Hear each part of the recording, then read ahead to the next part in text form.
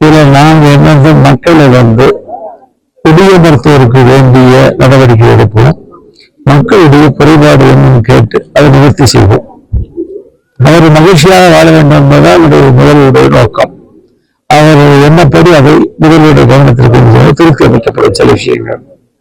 முக்கியமாக இதுவரை எந்த குறையும் இல்லையே, ஊட்டியில 2 இடத்துல இருக்கு. இந்த 2 இடத்துல வேறு எந்த குறையும் இல்லையே. புதிய கட்டிடம் இருந்தாலே நிறைய வீடு இன்னைக்கு குறிப்பும் அதை உருவாக்கி போட்டுருக்காங்க. அதாவது யாருக்கு நாங்க வீடை கொடுத்திருக்கோமோ அவர்களை தவிர வேறு எவரேனும் குடியிருந்தால் அதை அனுமதிக்க மாட்டோம்.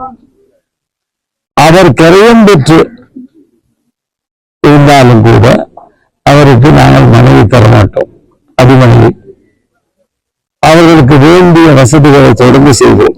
ரிப்பேரிங், ஒரு குறிப்பிட்ட காலம் போன பின்னாடி டெமாலிஷ் பண்ணிட்டு புதுசாக கட்டி கொடுக்கறது, இதெல்லாம் பண்ணுவோம். ஒருவருக்கு வழங்கப்பட்ட வீடு அத்துமீறி இன்னொரு குடியிருப்பார் என்று சொன்னால் அவர் மீது கைது நடவடிக்கை தொடரும். புதிய ஸ்கீம் பட்ஜெட் வரப்போகுது.